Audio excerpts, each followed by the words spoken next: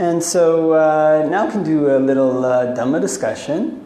And this practice of discussing the Dhamma is something that the Buddha really highly recommends. Actually, it's been very nice for me. I originally ordained in a Thai tradition, Thai meditation tradition.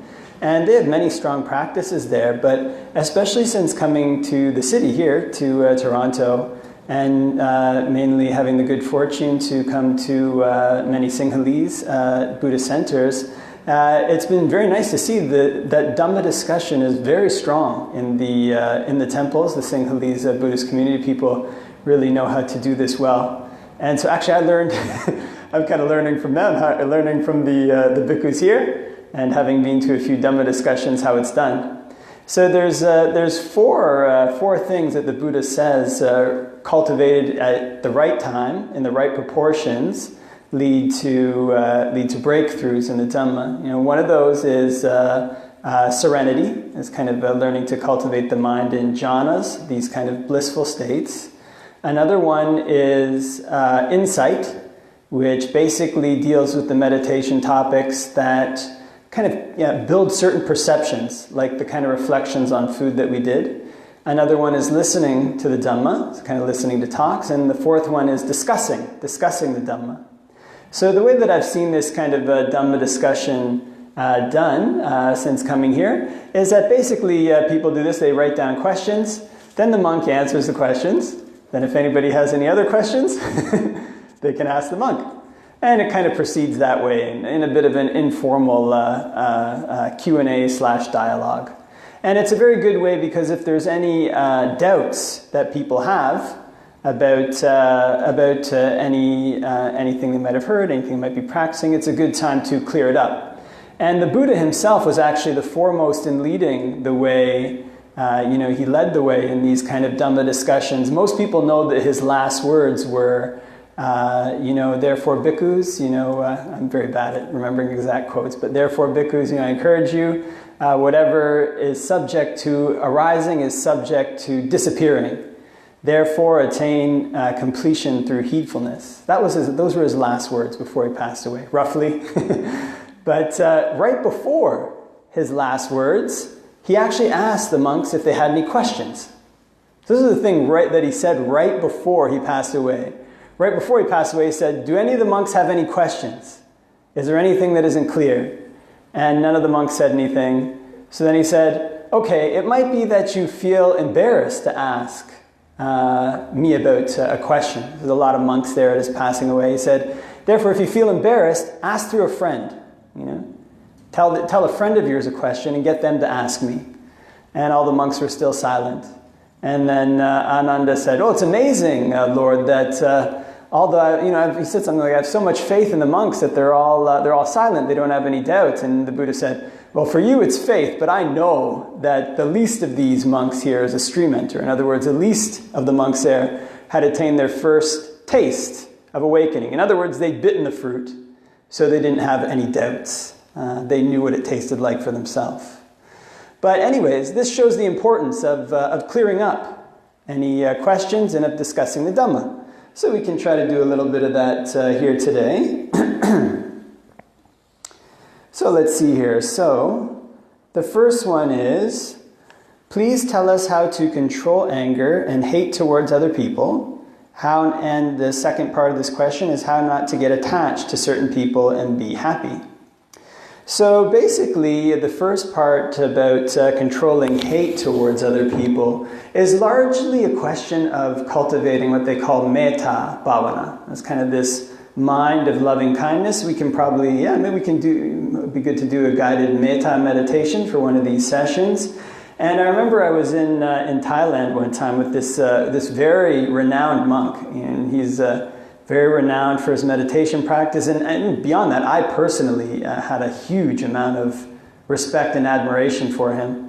And we came from another monastery to his monastery to visit it. And in Thailand, you give when you want some like backstage access to the great monks, then you can give them massages. So all the monks kind of get around and they kind of massage their feet or their hands. And then that's the time when you can kind of ask all kinds of questions. And there's kind of no holds barred. Kind of when when a very kind of skilled monk is around non-monks, there's actually rules that prevent them from talking about certain of their experiences. They can't say certain things. But when they're around all monks, they don't have any of those rules. So, so it's very neat. And I remember there was a lot of questions being asked of this monk, and I was always curious because I felt like, well, you know, this metta, you know, just spreading metta, how is that enough to eliminate hatred? Like, I feel like I need to see more, you know, kind of feeling these feelings of hatred towards somebody. Maybe I need to see something else about it. Maybe I need to contemplate it. And I said this to him, and he said, actually, metta is the antidote to hatred. That's the antidote. And actually, there's a sutta that says, you know, if somebody says, you know, I've cultivated metta, but I still feel hatred, they should be told, you know, well, don't say that. You're misrepresenting the Buddha, because metta is the antidote to hatred. So this is the thing. It seems like something easy to set our minds up to block hatred. Basically, this metta, for those of you who it's your first, or for those who might be their first time, is learning to spread unlimited feelings of goodwill all around in every direction, and taking that as a meditation object. So that's what we focus on when we're meditating. And when doing this, also with the intention, with the thought, okay, there's things that make people happy that are unskillful, you know, like people can get happy robbing banks, you know, or doing all number of, you know, taking intoxicants. People will get some pleasure out of that. So what we're really wishing for is not that people do unskillful things and get pleasure out of that, but it comes from a recognition, this spreading of metta, that true happiness comes from putting the right causes into place. So when we wish true happiness for everybody, what we're really wishing for when we spread this metta all around is, may all beings learn to put the right causes into place to be truly happy. So we wish they learn to take care of themselves with ease. And this is a very practical way to wish goodwill towards each other. We have this kind of idea that we should love everybody and everybody should be just totally, you know, huggable. There's a lot of people who wouldn't like it if we went up and hugged them. There's also a lot of animals who wouldn't like that. You can't kind of hug a snake. You know, kind of they wouldn't take that the right way. I don't think they do much hugging. Cats, you can do that too. But the thing is that you can still have goodwill for them, even if we don't snuggle them. The thing is as well, even if we don't like somebody, I mean, goodwill it comes with, it's practical. It doesn't mean that we're necessarily going to totally connect with every person on the planet, you know? It's not really realistic. People have different personalities, different upbringings, people speak different languages, and they have different ways of looking at the world. With all these differences, two people who are basically good can sometimes not really get along too well. You know? Doesn't mean that they have to hate each other, but it just comes from a recognition that there's ways that people interact with the world that don't always mix. That's very practical. But although we might not necessarily like somebody, I guess you could say, like their style. You know, when I was young, we used to say like the person's style. You know, kind of the way they do things, or the way they dress, or their accent, or whatever. Some of these superficial things, or sometimes just communicating with people, we don't get along with them. And kind of our communications always seem to go sour. Like we mean one thing, they interpret another thing, and it doesn't go right. So typically, if this kind of thing happens, we can think, I don't like this person, I hate them. You know? This person's very annoying and displeasing to me. But when we apply wisdom to this situation, what we learn to see is, okay, look, you know, me and this person might not connect, but I have goodwill for them. Yeah? Like, may you be well, may you be happy, may you be at ease. Yeah? I hope that everything good comes to you. Yeah? I hope that you find the path to true happiness. Yeah? And to hope that for somebody, it doesn't mean that we have to hang around with them all the time. Yeah? Doesn't mean that we necessarily have to go up and be able to give them a big hug. Yeah? We can have goodwill for, you know, I don't know, I haven't watched the news in a while, but there's always somebody who's up to something bad. We can have goodwill for that person. We can wish them true happiness. Because what it means is we don't wish that they get better at doing the evil things they're doing. We wish that they learn to find the right way, to find a permanent true happiness, which means they're going to have to abandon doing unskillful things. And in this way, what tends to happen, this type of goodwill, is a goodwill that's detached to a certain extent. Yeah? Usually our feelings of liking somebody come from attachment to that person. In other words, this person outside of ourselves does something that we like. By doing something that we like, being around them gives us a pleasant feeling. When we're around them, we have this kind of pleasant feeling, we like them. Kind of feelings of affection arise to them, feelings of attachment, not wanting them to leave, all these various things. The tricky thing about this particular type of liking is that it can very quickly turn into hatred. That's an interesting thing. Kind of actually, I was talking to, I can't remember who was telling me, I think it might have been a law clerk or one of the people who does the transcribing, it might have been him. But somebody was telling me that, I think it was him, he said he worked in a courthouse, he said family court is the most dangerous court.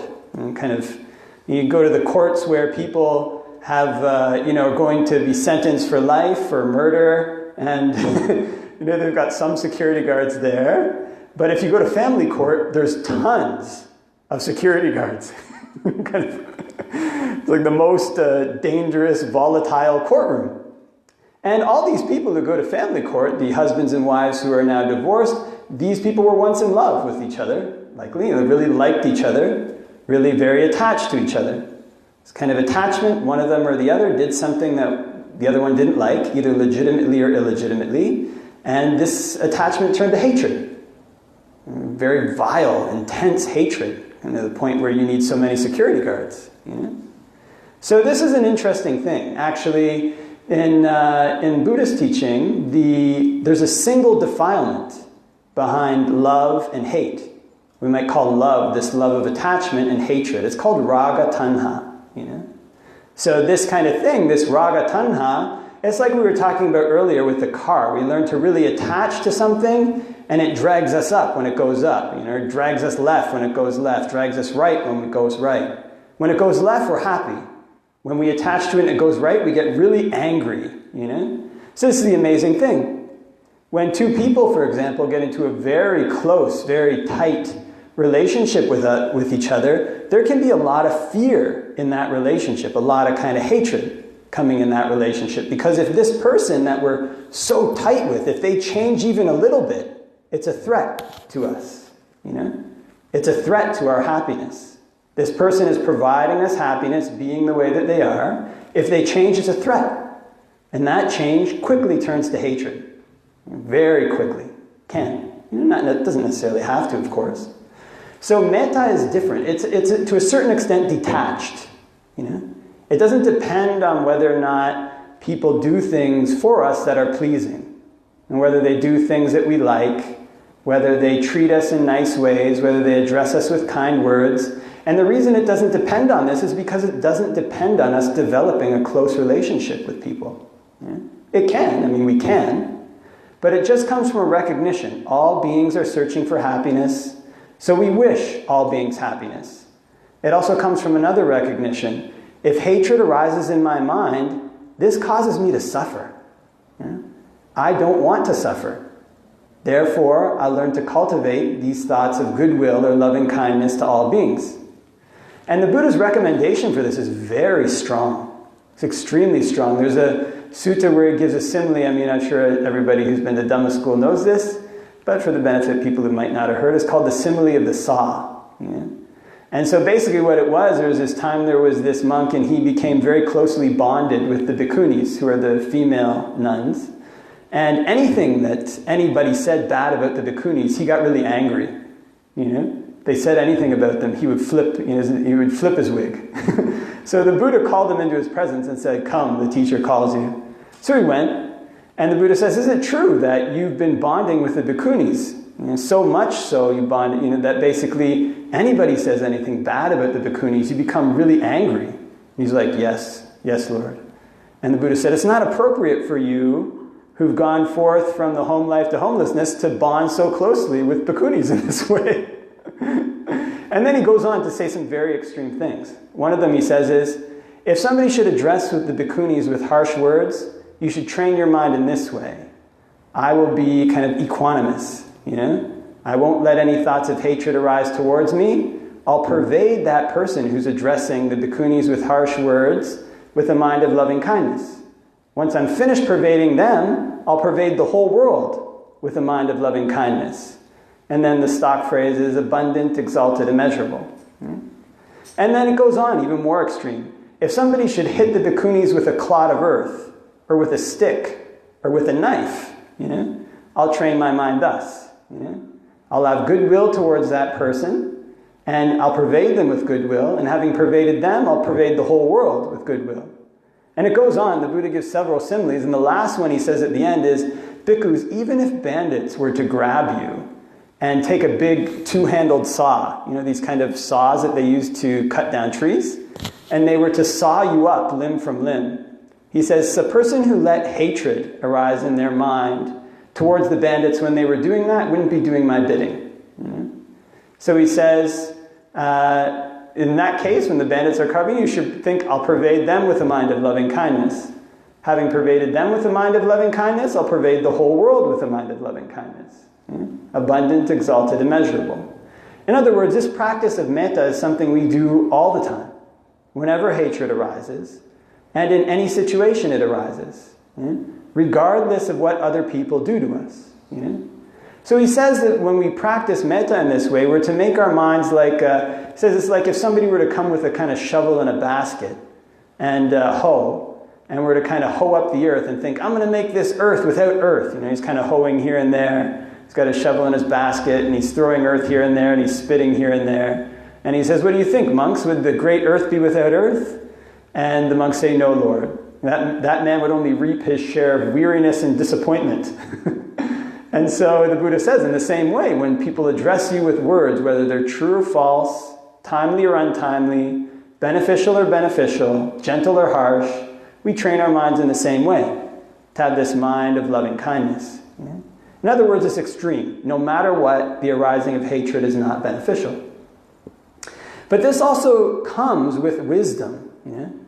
In other words, one of the interesting things people don't know about monks is that if people try to attack monks, we're allowed to punch them and hit them back. So we're not 100% passive. If I walked out of the temple and somebody tried to attack me, I would have the wherewithal and the vinaya to punch that person, so long as I didn't intend to kill them. You can even seriously harm somebody. So there's a wisdom to this. There's a wisdom element to it. In other words, there is a point where you can act skillfully towards people who are actively trying to harm you. If the bandits come with a two-handled saw, you can run away. Then if they grab you, you can strike them. Try to escape. If at the end you can't escape and they saw you up, all that's left is to spread thoughts of goodwill. But at the time when we're striking the person, trying to escape, we don't let hatred arise in our minds. Now this isn't something that's always easy to do, because when we sit down to practice, it's essentially like setting up, it's a controlled environment. We have these thoughts of goodwill. But then what happens is it's like setting up defenses in particular directions. So I think at the meditation class the other day I told this story about that I heard from, I think, Venerable Ajahn Thanissaro, one of his talks, where he said that when the Japanese were fighting the British in World War II, there was this time that the British were on this island, and the Japanese were going to invade the island. And so the British thought they were going to invade by sea, which makes sense. So they took all their cannons and they put them in concrete. I guess cannons have a lot of kickback. Can be a lot more convenient if they're stuck and they don't move at all when you're firing them, especially at ships. And so they put their cannons in concrete, facing out towards the ocean. And what happened was the Japanese came up from the other side by land and surprised the British, so they lost. And so our setup to counter hatred can often be like this. In other words, we know there's certain people, certain situations where we feel hatred. We set up a defense for that beforehand. Okay, look, I know in traffic I get really angry. This is this is an example, but some people get really angry in traffic. So they set up a block. In traffic, I won't get angry. And so they're blocking that, they're blocking that, they're blocking that. Traffic comes, okay, they're able to resist. When that comes up, they're able to resist. They spread thoughts of loving kindness to that person. They spread thoughts of loving kindness all over. The tricky thing about hatred, though, is that it's not always so obvious, you know? In other words, because there are gray areas where we have to respond appropriately to situations, hatred can easily move in under the guise of wise defense, you know?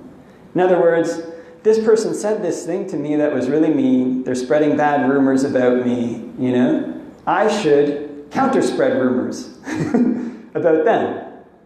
I should talk about what a bad person they are. These are the kind of things that sneak in. And sometimes it can sneak in very small ways, like, oh, you know, I should counter these thoughts. And then before we know it, we're on a tirade, you know, talking about how terrible this person is, you know?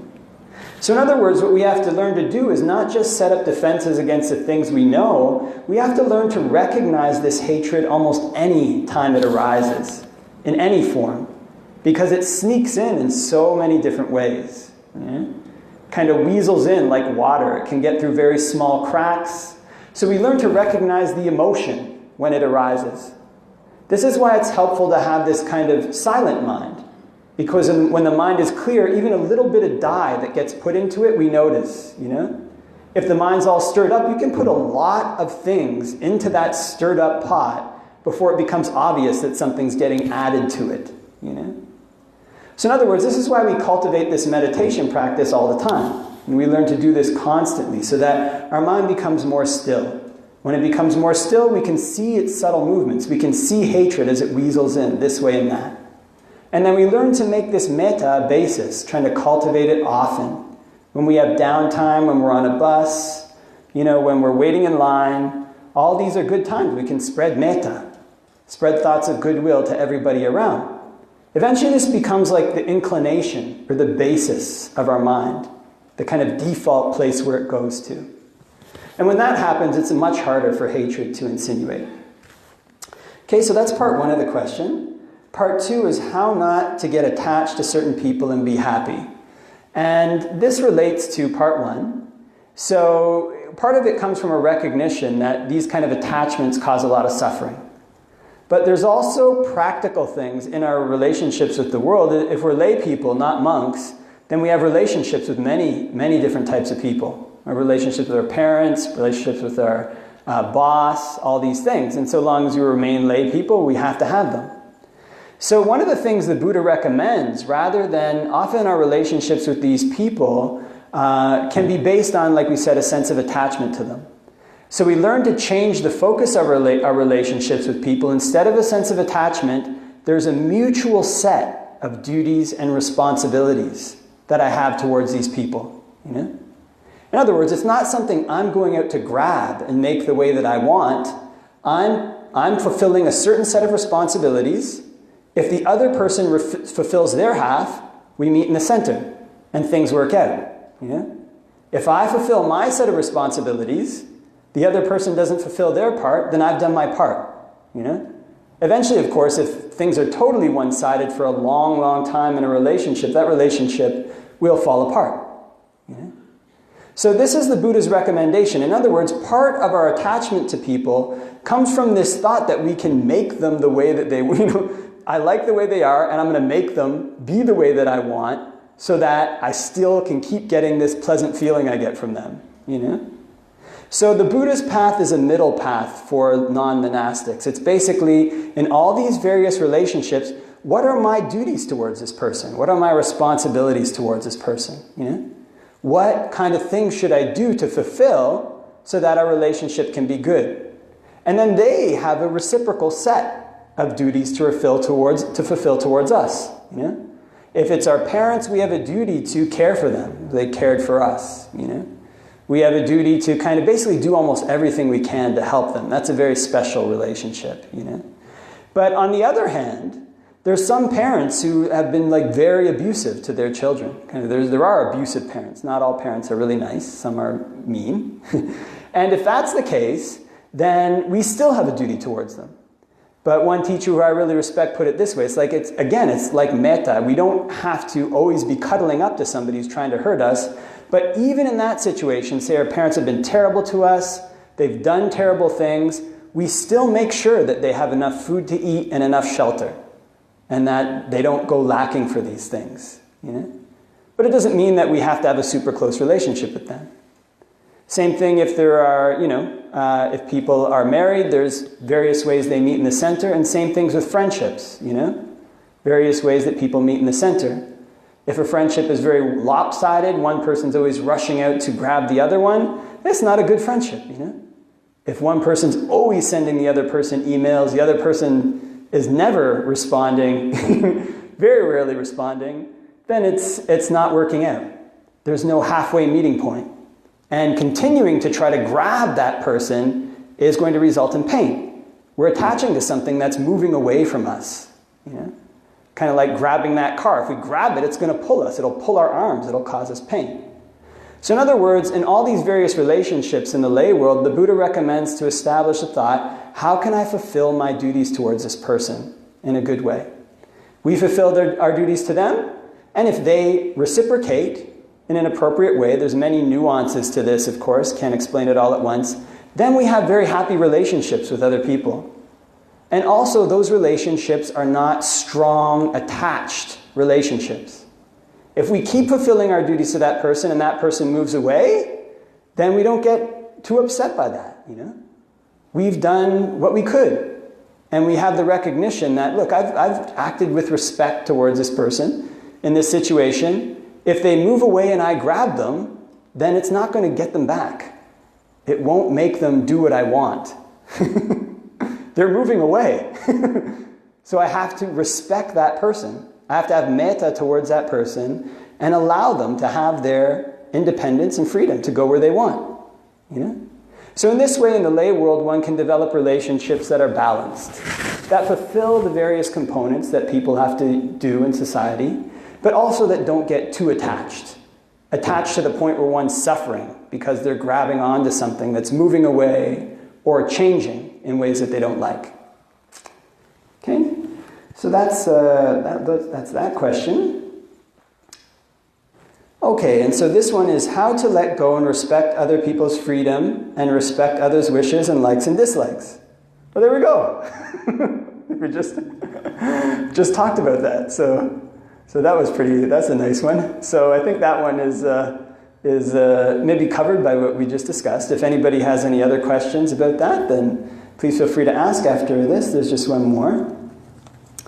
And then this is, once the mind is clear of all thoughts, the weeds are uprooted, and the soil is clear, what state will the mind be in? At peace? Empty? What is the next step?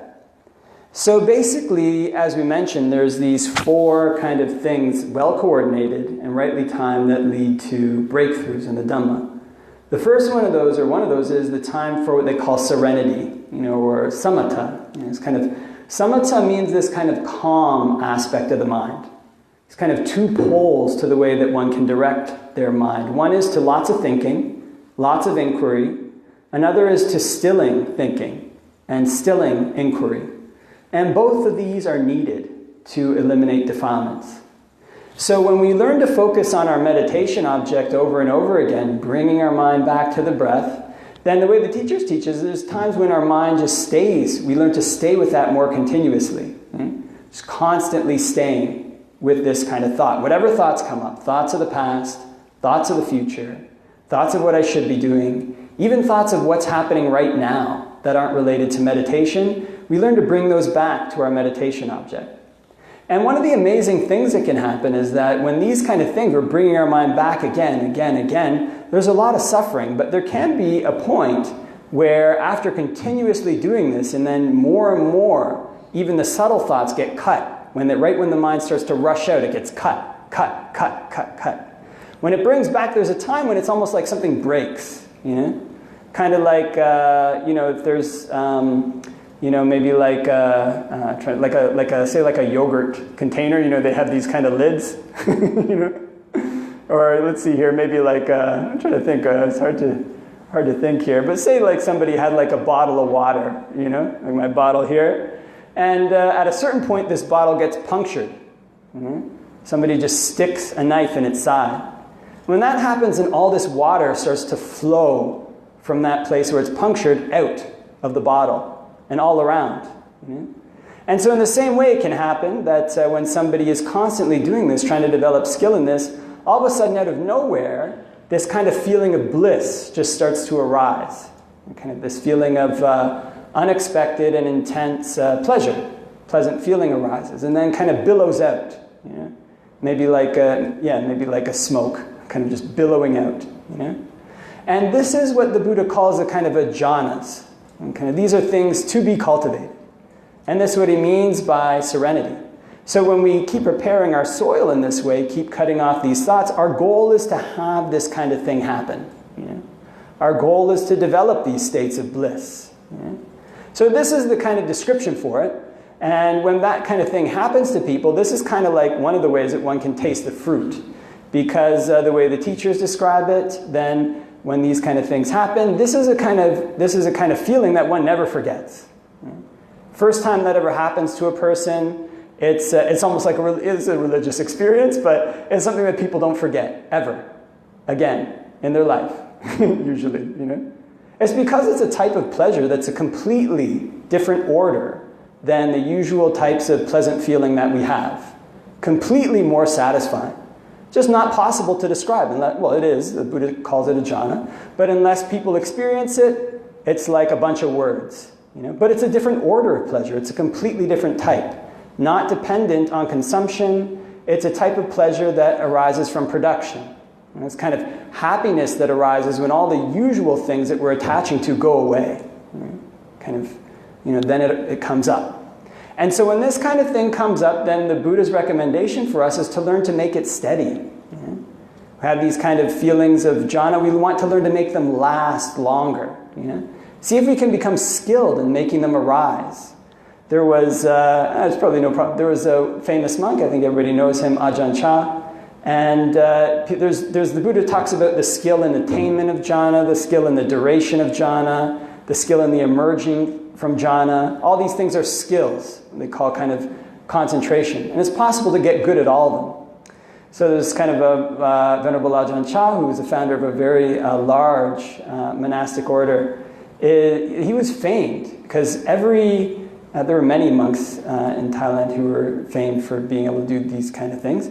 But all the monks, every single week, they had to stay up all night meditating. And he would lock the doors to the sala. And kind of, you had to stay up. And sometimes he would give talks for like 5 hours just to test people's patience. And he was famous because he would lead the way in meditating all night. And he would sit down, he would walk up to his seat, which was on a large kind of asana, like is there. And then he would sit down like this, and he would close his eyes, and he wouldn't get up for 8 hours. And he wouldn't move at all. From the minute he sat down. You know, every single week. So this is what we call somebody skilled in the attainment of jhana, skilled in the duration of jhana, and skilled in the emergence from jhana. In other words, it's possible to make these last a really long time. So when the mind becomes clear and these things arise, that's what we want to happen. And then we want to try to see how we can get them to keep staying. The paradox about these things staying is that when these pleasant feelings arise, one tends to go out and grab them, you know? It's like you see those kids when there's like water shooting up from a fountain, they run to the fountain and they're like, woo, kind of playing in the fountain, just kind of trying to consume it. This is often what happens to people when they have these kind of experiences. When this happens and a person rushes out to grab the jhana, grab these pleasant feelings, guess what they stop focusing on? On their meditation object. So the ironic thing is that when they go out to grab them, they disappear. And then oftentimes people are wishing, wanting to get it back. So then this right there is actually a very important point, because in there, just in seeing the way that this arises, we reach out to consume it and disappears, that's the kind of thing the mind is doing all the time to external things. Something good happens, it rushes out, woo! Stops putting the causes in place for it to arise, and it disappears. So when these kind of pleasant feelings arise, we want to stay with our meditation object. Just let them be there. You know? It's kind of like, you don't want to look at them too much. Like I heard when you're around like elephants, somebody told me, when you're around elephants, you can't go and stare right at them. They kind of don't like that, and they're very big. So what you do is, you're around them, you just kind of look at them out of the corner of your eye, kind of, act like you're not really paying attention. And in this way, you can go about your thing, and they'll be fine, and you'll be fine. And so it's the same thing when these kind of pleasant feelings arise. We stay focused on our production, on our practice, and they stay there. They don't, in that case, they wouldn't necessarily have to leave. So a lot of skills that come into that, but when one's mind becomes clear, when the soul becomes prepared, ideally that's what we're looking to have happen. It's kind of experiences of jhana. Okay, and then yes, what's the next step? So the next step is to try to make it last longer. And to try to be able to enter it whenever one wants. So one other thing about that the teachers teach that's really important is one of the reasons we go rushing after these things external to us that cause us to suffer is because we don't have a more satisfying source of pleasant feeling. It's all we know for pleasant feeling are these kind of feelings outside ourselves. When that happens and we don't have them, it's very threatening. But if we have an internal sense of pleasant feeling that's much more satisfying, then it's not threatening when these other things go, when they come and go. So that's one of the reasons why we want to become skilled in these things. Okay, so those are the 3 questions that we had. And does anybody have any additional questions? Yep. Hi. I just have a question. When someone or when people around you says things to get you angry, and they know you get angry, what do you do? So in that case, it's basically just don't react, Because when people say something they know is going to make you angry, they're looking for a reaction from you. And that's what they want. So if you get angry, you're giving them what they want. You're doing what an enemy would do to you, to yourself. That's what your enemy wants, you're doing it. So reflecting in this way, we just don't react. And then there's lots of ways that the Buddha describes for removing resentment. One of the important ones is we don't have to interact with everybody. We don't have to be super lovey-dovey to everybody. If somebody's actively trying to make us angry, we can just leave. That right there is kind of, that really stumps people sometimes. As a monk, sometimes you're walking around and people will like yell things at you. And you can see if you just don't pay any attention to them, like you just keep, like it's like they weren't even there. They're like, oh, what did I... I was walking in the subway the other day and there was this guy with all of his friends. And I could see him. Now, if you keep walking around outside and you're a monk, you can kind of get to see the people who are not, not always, but you got to get to see the people who like they want to approach you with some really friendly, nice questions. And you can see the people who want to kind of like crack jokes, especially if they're with a group of friends and they're in their 20s. It's usually a good sign. So I could see this guy. I was walking in Kennedy Station and about to go down the stairs, and I could see him kind of looking at me like this. And usually that's a sign. Like if somebody's not talking to their friends and they're like, that means that they're gonna say something to you, So anyways, I walked there and he said something. I can't remember what it was. I think he was talking about boots or something like that. But I didn't even look at him. I didn't even pay any attention to him. I just acted like he wasn't there. And that was the end of it. I could see after he said that, he was like, ah-da-da-da. And then he said it again, wanting to get my reaction. Ah-da-da-da. His friends are there, right? Like, I want a reaction. And it's like he wasn't even there. Then you feel kind of silly when you do that, So in other words, one of the best responses to people who are trying to attack you is just to do nothing. Doesn't mean we have to let them keep attacking us, we just leave. And that's it. Nothing more they can do. If you're not there, what are they going to do? Yeah. So that's one strategy. Any other questions? Yeah. Whenever I concentrate on my breath, I find myself I cannot take breaths naturally, and it grows longer or shorter than usual. So how to concentrate on breath properly? So there's a couple different things that can happen with breathing. Excuse me. One of them is that the interesting thing is that our body and our mind are linked together to a certain extent. You know? So when we direct our mind in particular ways, what actually is happening some of the time is that there's energy that we're directing to particular parts. So this kind of sounds strange to say, but this is in a lot of ancient cultures also true. So when we learn to focus on our breath, sometimes it's like our breath is cutting our focus. If we haven't focused that way for a while, it's like it's cutting new channels, you know? It's like if we took a bunch of water that's used to traveling one way and we redirect it in another way. Okay, when that water goes through, it's going to hit various rocks, various mounds of sand, whatever it is, as it carves a new river, you know?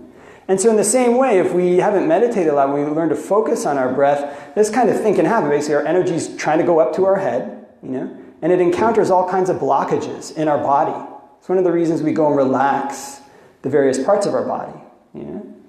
So there can be a point, my understanding is, where it's, you know, it's just something to, okay, if the breath is long, let it be long. If the breath is short, let it be short, you know.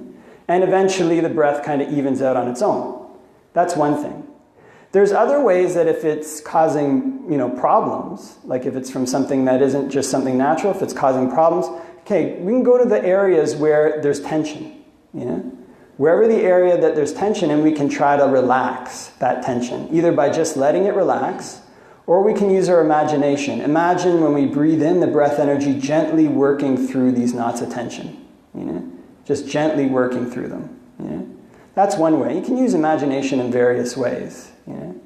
And another way is to pose, that can be helpful, is to pose questions in the mind. So basically we can just ask ourselves, just pose the question mentally, what would be a really comfortable way to breathe right now? Just ask ourselves that mentally, and then let our body respond on its own. Yeah?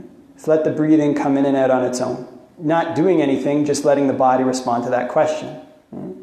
And then finally, we can try breathing from different places in the body. You know? So I've heard people, you know, there was one kind of a little facetious example, but there was one person who suffered from terrible migraines. And when they meditated, sometimes if they had this migraine, it would be bad, you know. So then this was, I think, Venerable Ajahn Thanissaro. I heard this story maybe at some point. And he said that there was a student of his who was teaching somebody who had these migraines, and they said, okay, if you get a migraine, breathe from your bum. And so that person who had the migraine, when they had it the next time, they imagined breath energy, and their migraine went away. Kind of migraine isn't in that part of the body. Sometimes the way we breathe can exacerbate tensions. So those are a few strategies that can try out. We can also come up with some, you know, experimenting like that. We can also discover new strategies on our own.